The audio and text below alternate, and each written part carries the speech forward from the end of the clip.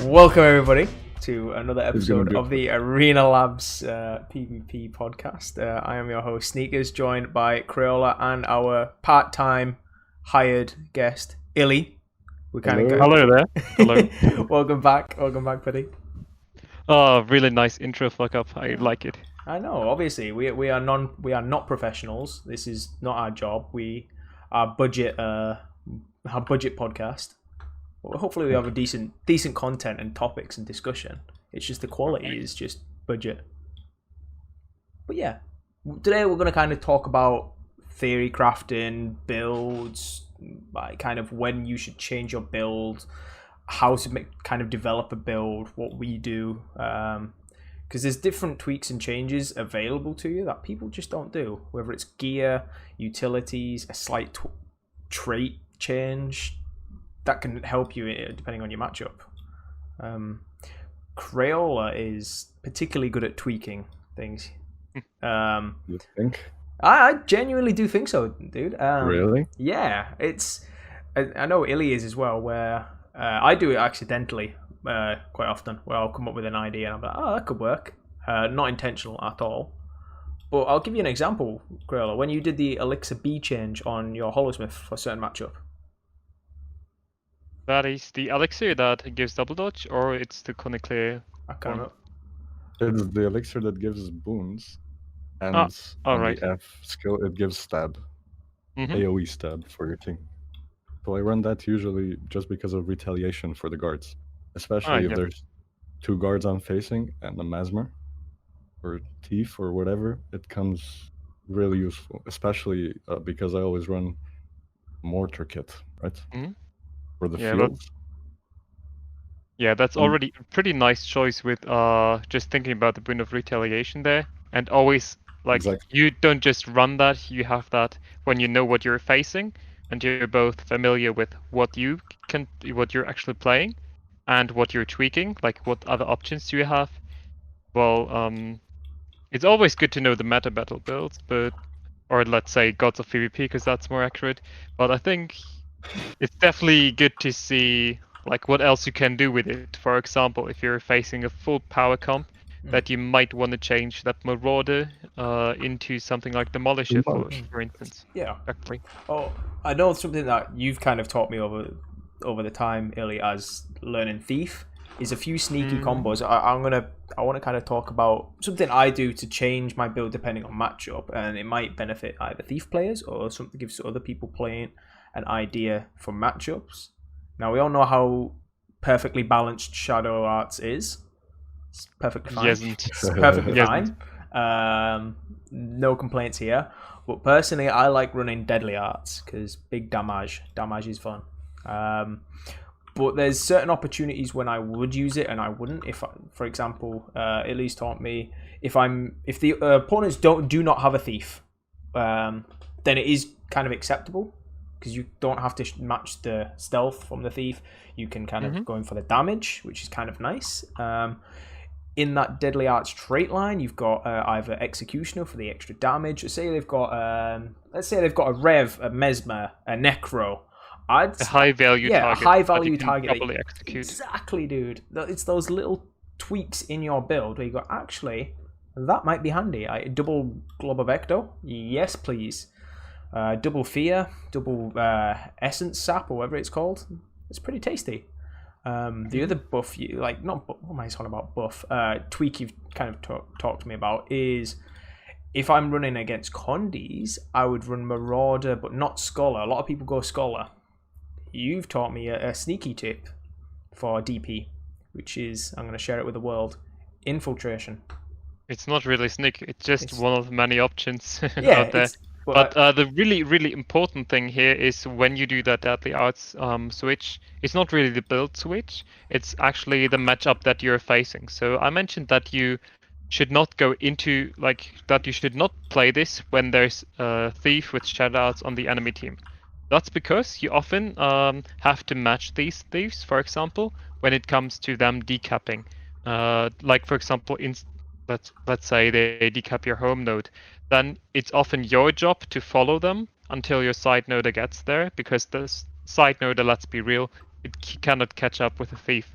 So technically, which is what I personally learned in MAT recently with Quarantine Crusaders, it's that you as a thief have to follow the other thief. And you'd never want to face these one-on-one matchups, because the thief just out-stealths you, out-sustains you most of the time, and unless you can pull off constant outplays, which is not the case, you're most likely going to lose. So it should be first, like all these tweaks should be first considered when seeing and analyzing what you're playing against, and then the changes, it's not that big of a deal. Yeah, so theory. And you're always good to go with the standard version. Yeah, so obviously we've talked about the meta build, and making choices, like tweaks on the like that's like, I'd say that's more on a small scale theory crafting. No, so pre-game you go, oh look, I'm against a guard, a necro, whatever it might be, and making adjustments there. It's worth if people are doing theory crafting, because say you're learning a build. When I first learned DP, or I don't know if you guys have ever done this, and it's a long time ago for you two because you guys are vets. In the thing, like, I would take time to learn each. Well, say for example, trickery. I know the first one now, like Thrill of the Crime, it gives me boons. The second one steals boons, and the last one, dazes. Right.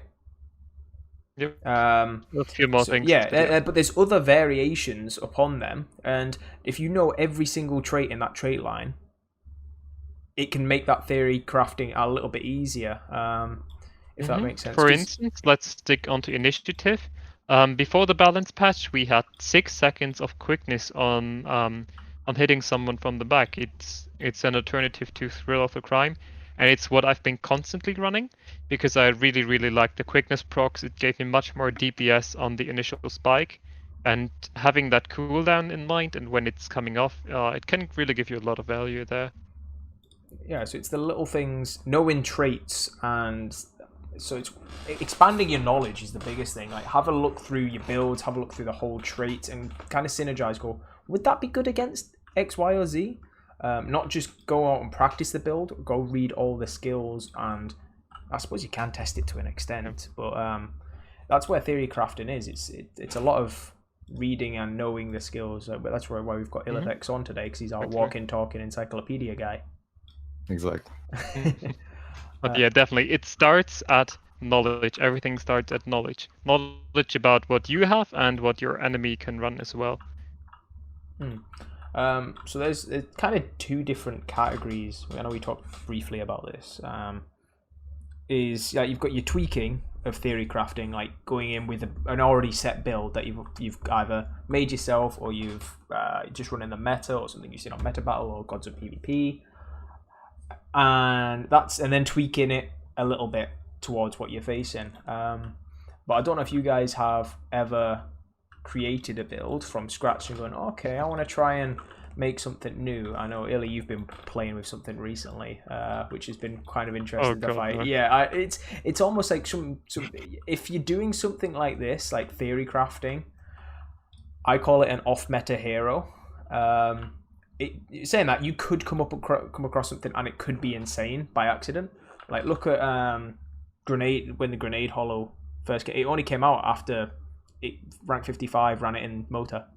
No one was touching grenades. A bit before, Zan was playing it in ranked games, but everyone was still on that normal explosive swords build, or they still tried stuff out like mortar kit and everything. Yeah.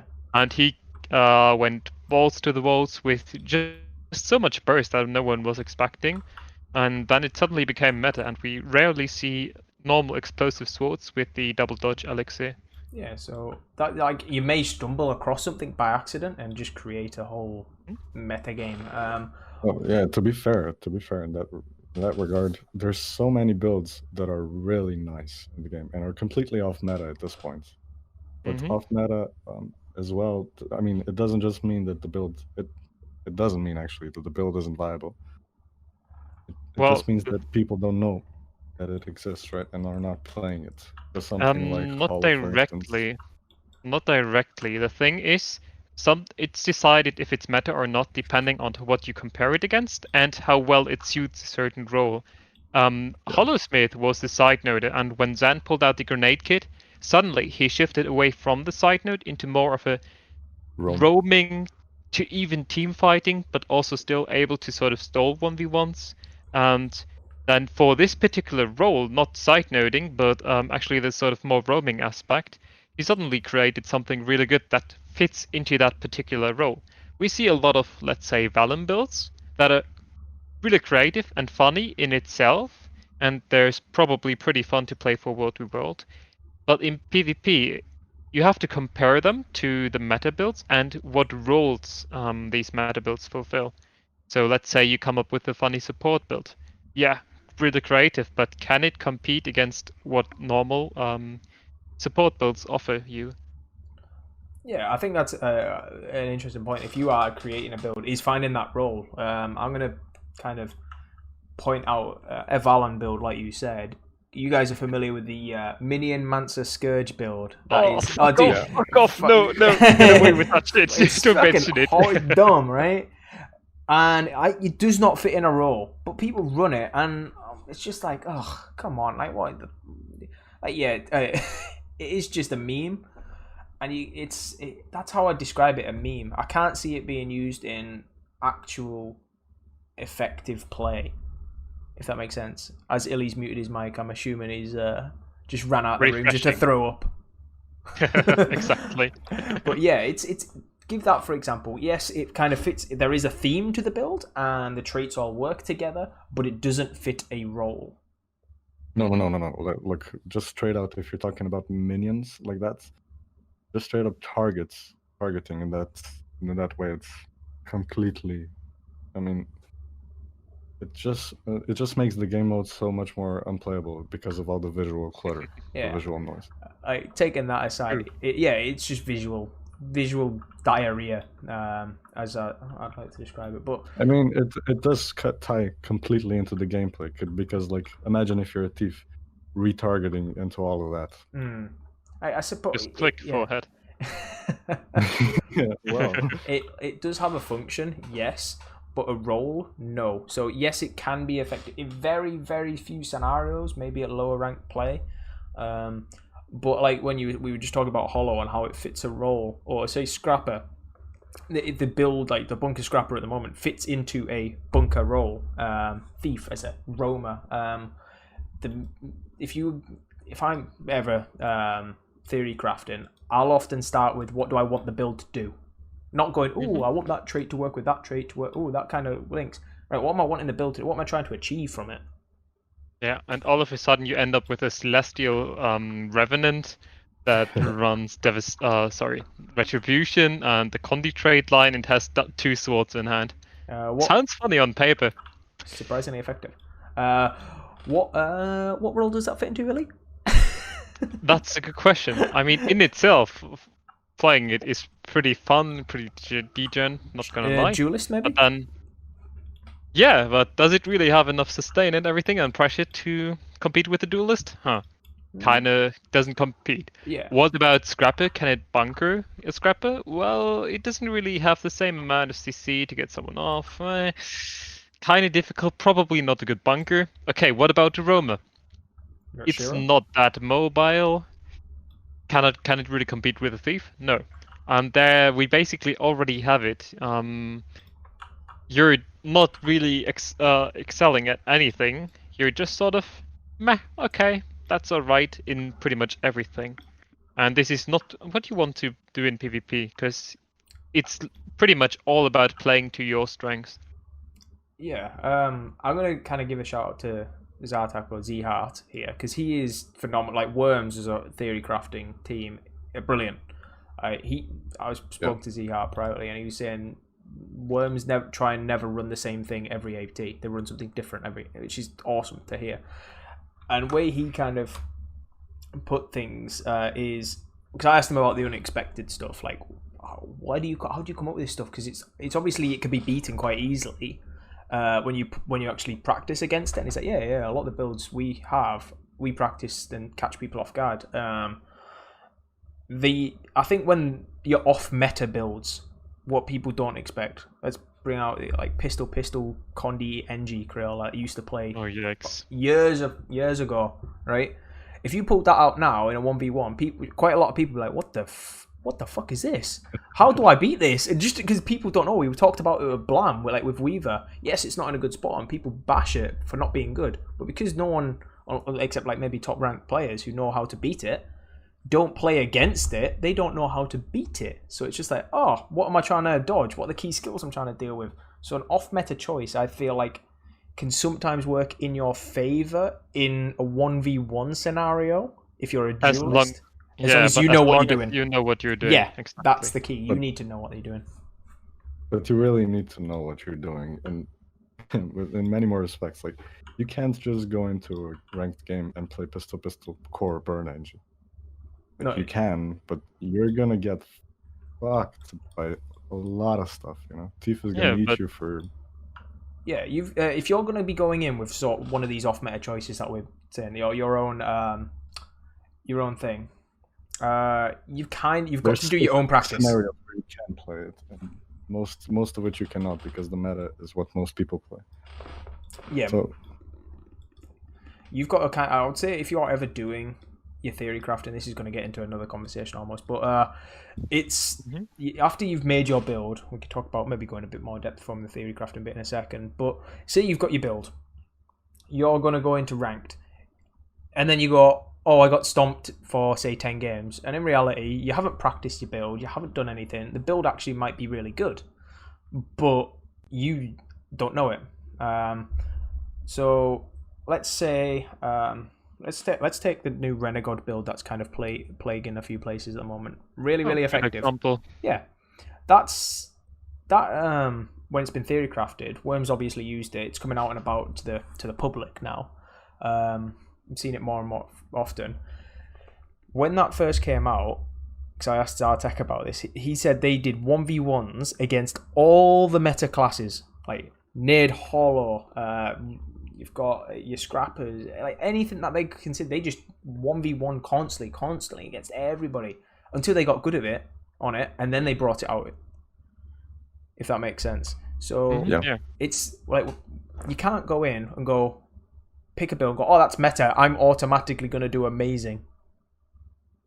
There's a bit element of practice to every build, I suppose, but there's a certain play style to every build, especially if it's a new build that you've never played before or you haven't seen anywhere.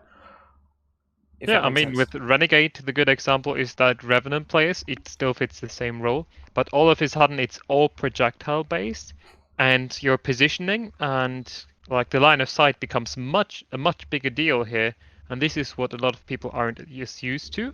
They also drop their glint heal, which is just something you have to be aware of, and it definitely changes your playstyle and the way you approach the game. I know. Like, let's give Dawn an example. He's been trying to play that. I class him as a pretty capable power rev. You know, he's power rev. To a degree. Yes. Oh, Illy, this is your chance to bash him. I will take any chance. He's your student anyway, so. But you've kind of traded him up to a certain point, and we've talked about the benefits of having a Renegade compared to the power rev. He's very much stuck in his ways, and he's a good power rev. And then it's switching over to that build, as you said. It's the same class, completely different playstyle. From a theory crafting point, it's that theory crafting does tie in, or making use of theory crafting does tie into effectiveness with your practicing. If that makes sense, I think I just butchered that whole thing. But I don't know if you guys want to talk about theory crafting from if you guys do it, where you start from if you're making a build from scratch or editing. I mean, technically you pretty much should have a very organized way of approaching it, pretty much like a step-by-step guide, so to say. For me, I think of the role. The role is the first thing I do. Definitely. If we're talking about PvP here, we should definitely first look at the role, and then pretty much the feature. What makes it slightly better than, or like what's the very special thing that you have that makes it superior to, let's say, the common thing right now. Let's take a thief build. Shadow Arts DP thief. I want to make a thief build. it has to sort of give me something that Shadow Arts doesn't offer me already. If I just think about Deadly Arts, okay, that's poison, a bit of healing, and yeah, a little bit of extra burst on my steel backstab. Shadow Arts gives you venoms.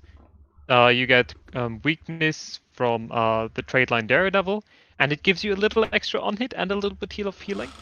It doesn't really give a lot of different things.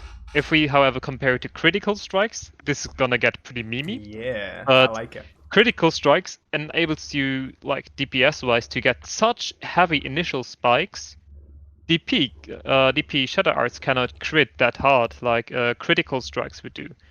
Then, since you have that nice little neat feature here, which is pretty obnoxious bursts if you pair that with something like Assassin Signet. Now that you got this neat feature, you have to compare it. What are the downside? What do I not have? Like, what am I dropping for this? Well, I'm dropping so many defenses. I'm dropping team utility with all like, well, just the Shadow Arts build, stealthing teammates, etc. A lot of defenses. And then you have to ask yourself, okay, dropping that with all these downsides, can I sort of compensate for these downsides with my playstyle? So let's say you just stick into fights, you don't stick very long to fights, you just burst and go away. You look at the matchups, are there any matchups I should avoid? With these decisions, how do I have to change my playstyle? What is actually working or what is countering me? These decisions basically decide during your theory craft if you can actually make this build work or not. Because honestly, people should play what they want. They just should know what they should achieve with it, and how they actually play it. I'm not getting upset for someone to play a shit build. I get upset for someone if he doesn't try to play good with his random build, or if he does completely like absurd things, absurd rotations that don't make any sense. That show me that he is not trying or trying to understand the game. Or especially. That's my take here. Yeah, like a lot of players start typing in the chat and start standing still and just type. That's really. I'm only typing during my rotations. I'm fine. But you know what I mean, like flamers. That's yeah. Like still for 1 minute just to type 2,000 lines of shit in the chat. Some of them start moving, then some of them just stand still. Yeah. I'm going to bring us back on topic of going through that almost step-by-step guide to making a build, maybe an off-meta thing. So we've mentioned the first thing is to find that role and make sure you understand that role to begin with, whether it is a roamer or a bunker or your support or your team fighter. That you've got to understand that role before you do anything. From there, like the next step would be to pick a trait line if that you want it to kind of work around personally and find something that is suitable. I'm gonna. You did mention Z-Heart. Yeah. Like I've seen him play a really okay. So every NG always has alchemy. Every NG build, pretty much, right? Yeah, because your main. It's your lifeline, basically, right? Yeah, definitely. It's so hard to drop it. Yeah. Sorry, go on. Maybe inventions, but it's still not so much cleansing, right? It's more passive damage. So. He runs with no alchemy, berserker, I think firearms, like a completely bursty hollow, and he utilizes that build because he can of the playstyle.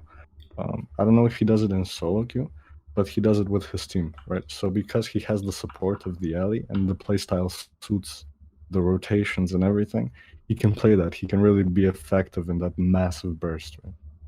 So, and this is where team basically comes into play. So that's going to jump up to the next bit. We're making it on a team comp, but say theory crafting. So we've got your role, you've got your trait line that you're picking. Like you've mentioned alchemy is such a lifeline, and you can swap it out. But you've got your scrapper. You pick the sort of right traits for what you're trying to achieve. That's the key. Or find. I know when Blamfax, when we asked him about the Blam Weaver build, he found it was that Earth trait, which, going off toughness, and increases your condi damage, or it was the other way around. Your condi damage affects your toughness. I can't remember what it was. I think it was the toughness affects your condi Toughness will be converted into condition damage there. And this is where we've come linking all the way back to the start. Is knowledge is power. He knew that there's the rune of undead, also does the same. And that's where you can make the connection. So learning all the traits in your favorite class helps when deciding these things. Because if you go, ooh, there's a trait that does this, that could be useful. If only I knew a bit of gear, that, and then you make the clicks. And then that's the point where you kind of have to test and play test it. It's no point going, I'm going to test it in ranked. Test it in duels first. Test it against different matchups. That's where theory crafting makes its it comes into play, and then you can create different versions and different situations for your build. I mean, it's not really about, oh no, don't run ranked games, or about your rating. It's pretty much that they're first practice, then in ranked there are so many contributing factors, and you first off want to look at it pretty much in a vacuum, like with all these side factors gone. So duels and all of these, or like maybe 1v2 situations, just testing step by step is probably just the right approach for that. Yeah. And then now we've got like one build. Let's think about team comp and theory crafting it. So because there might be some players out there listening who go, all right, I've got a team. We're all arguing about what we should play. Not us at all. We haven't been having that discussion. But yeah, I'll admit it, our team have been deciding what we want to play, what's going to be our comp, and trying to find that.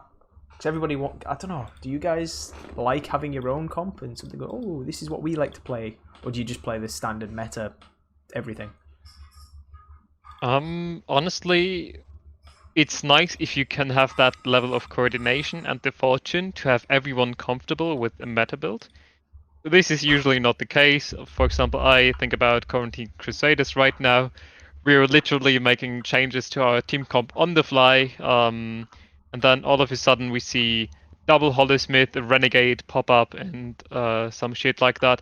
And Farios all of a sudden decides, you know what? I'm feeling Burn Guardian in this game. I haven't played this before, but I think this could shred the Renegade. Well, what happened is we just pushed Thief Hollow far, did our thing there. And meanwhile, Tempest and Renegade were isolated, sorry, not isolated, but split from each other, and the Renegade dropped within seconds from the burn spike. It worked out, but it's definitely not how a team should really coordinate. It's best to have people comfortable on things, and essentially their mains. I feel like these changes on the fly, it's fun when they work, but it's really not effective. I think if you're going to do something like that, you have to be at a certain level to pull a move like that off. Yeah, or at least you have to be a comfortable multi-classer, and being a comfortable multi-classer comes with a lot of playtime and experiences. Yep, I'll just sit here as my one-trick pony thief. Yep. But the good thing is you actually took a look at other classes, you at least tried to understand its mechanics, tried to pick it up, and then decided, nope, I just need my Shadow Arts to survive. Yeah, well, I use Shadow Arts if I'm against the other thief. I prefer running the Deadly Arts because I like big damage, but that's a whole different thing. But yeah, it's quite interesting. But that's a theory crafting on the fly. I know dating back to the old Guild Wars 1 days where I used to sit in, there was a program called Guild Wars Team Builder, and it literally have eight slots. I know, damn right I'm talking about it because it was the golden days. Leave me alone. I was theory crafting before you guys were even playing. So you'd have I used to sit hours in this program called Guild Wars Team Building. I have 8 slots for each member of your team, max party limit, and I used to just come up with GVG comps, like PvP comps, different things that could catch people off guard. I wish there was. You've got the GW Build editor. I'd love a team-based one. I'll have 5 different tabs up, trying to go, what kind of fits in this? What kind of fits in that? Mm-hmm. And the cool little thought in that actually is that we talked about how we have neat little features and then downsides if we compare them. Our downsides are basically only justifiable if we can compensate for them, either by playstyle by avoiding certain matchups, or this is the cool thing, by having someone else that we're sort of reliant on. I mean, it's so super common. DPS builds let down on their defenses to do the maximum DPS because their healers compensate for them. Because they offer so much healing for others that DPSs are free to go full glass mode, for example. And this principle behind it really applies to how to build a team comp there as well. It's why you can get so much more creative than if we're just talking about 1v1s. Well, look at how like Tempest and Reaper. That right there is the perfect example of like DPS and support because them two just mash together so well. But you could test this in like 2v2s, then you can test it in a 3v3. It's all about like when I've done a lot of theory crafting recently for our specific one, and I was trying to find for myself minimizing the amount. I'm not going to talk about and tell you what it is, but my objective was to have as a versatile team comp as possible and have things that could do the main job well and an additional an additional role okay. So then it's not just all in one role, like an insane roller. I would have wanted to ask you what you meant actually by versatility here. So yeah, for versatility, I kind of go, it can do its job well. It's not where it's going, it's okay at that job, or it's the best at that job. It's good at that job, and then it's okay at everything else. So it's not great. It's kind of like above average, but it except for the Nade Hollow, that's just amazing at everything. So we've got one of them because it's a must pick. But yeah, that's what I've kind of tried to achieve with what I was making for us. So it's having an idea, and everything else kind of supports it. Like you were saying, Ellie, is your weaknesses are buffed by other things. You're balanced out. It's a complicated thing, theory crafting. You've got to kind of go, what do I want it to achieve? And I just can spend hours just staring at Guild Wars Build Editor. Love it. I think the one of the best ones to theory craft on, to be honest, is NG. Oh, go ahead, Gorilla. You were going to say something. I just cut you off. No, finish. No, I was just thinking, like, one of the most fun classes to theory craft on, because Thief has a very specific playstyle. It is a roamer. There is no team fighting or support option, or even dueling to an extent, maybe, but not really. The most fun option, to be honest, for me, just to have a browse through. I don't play NG. I'm stuck at NG, but I like theory crafting on NG because it's just got so much to it. It's got its tool belt skills. You've got Scrapper, which you can do the meme flamethrower, like Bunker sort of Scrapper. It can do DPS in reality. It can do support. There's lots of options for it just to kind of catch people off guard. Yeah, it ranges from support to DPS to Condi to Bunker. It's so many things. Or to Roamer. Yeah. All around. Yeah, really all around. But yeah, it's finding that one class, and sometimes you're not going to achieve it. Like support thief just doesn't exist. So if you're trying to or even a bunker thief, I suppose you could probably make something work, ridiculous amounts of evades. But yes, it's just it's if you're gonna theory craft and be an off meta hero, make sure it's good enough to hold its own a little bit to a meta build. If it's just gonna get absolutely stomped on by. I mean, if we go by the equation here, or you would play it in practice just in duels, you'd be able to see that there's no way for you to sustain a node constantly, even if you can pretty much perma-evade. And as soon as there's a plus happening, if we put it into the PvP context, we just see how hard it falls off, because we barely get any neat little things about it, and the downsides pretty much overweigh this entire thing, because I don't think you can you can sort of fix these downsides and sort of avoid them, unless you have a very, very, very specific scenario, which is probably 5 spell breakers.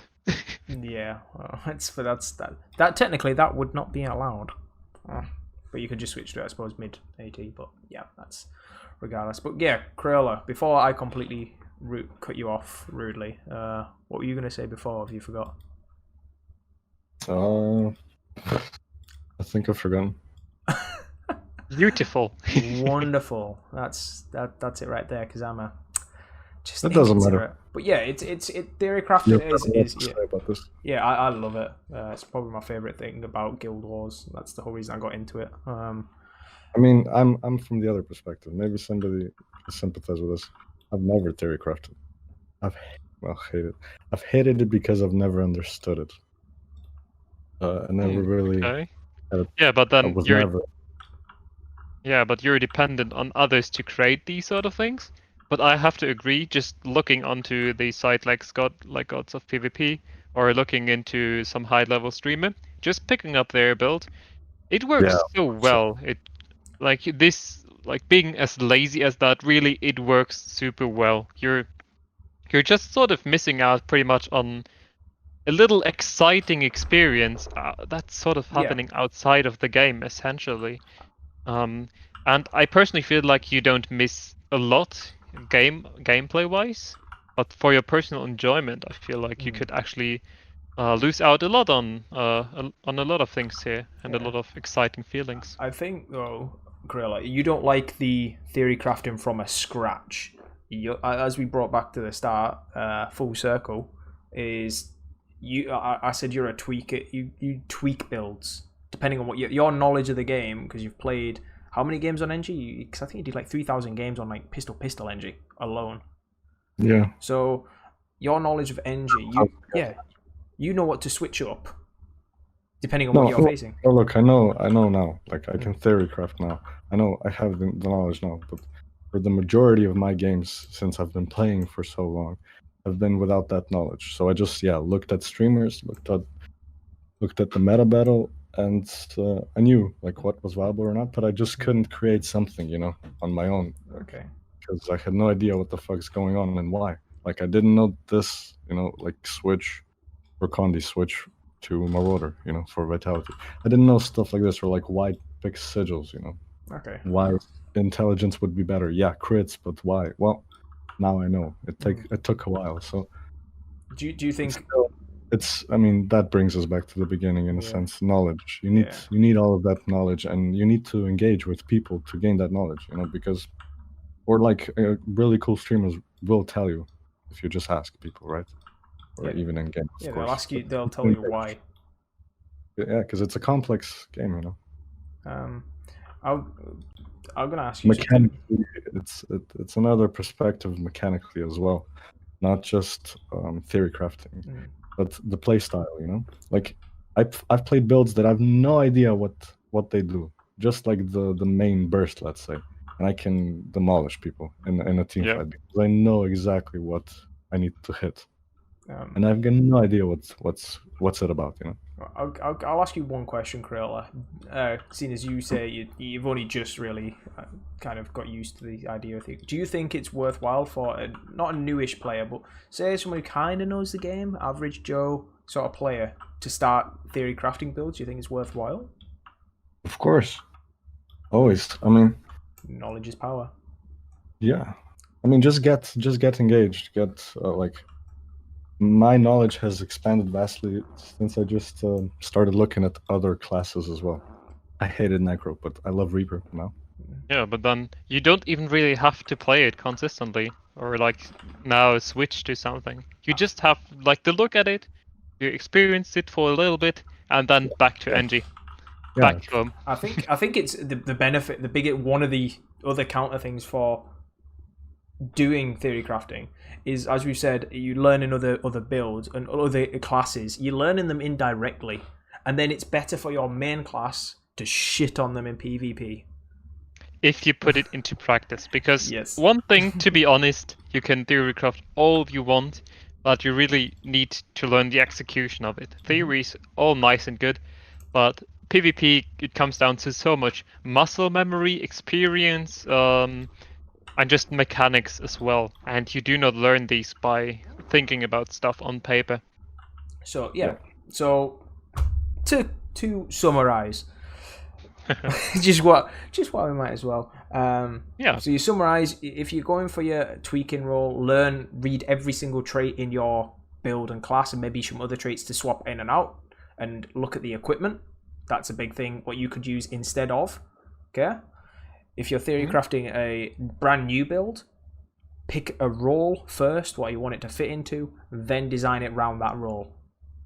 And then if you're designing a team comp, find things that synergize well or work on the weaknesses of other things, as in support and DPS, for example, the perfect matchup.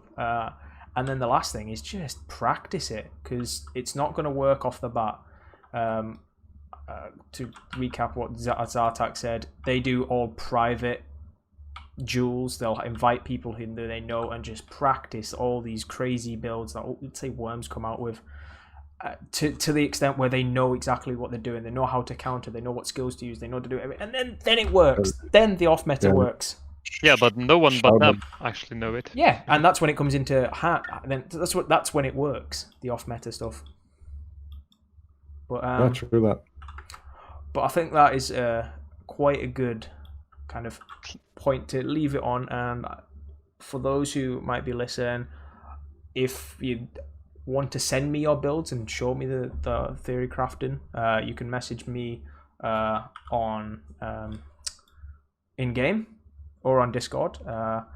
In-game, I am Brody2358. And Discord, I have no idea what I am in Discord. You can probably find us in the in-house leagues channel, welcome to PvP channel. That's exactly it. Yeah. If you want to join, actually, and engage in PvP with players, discussion, get to know the knowledge, play the games. We cast them every Sunday night at 9 p.m.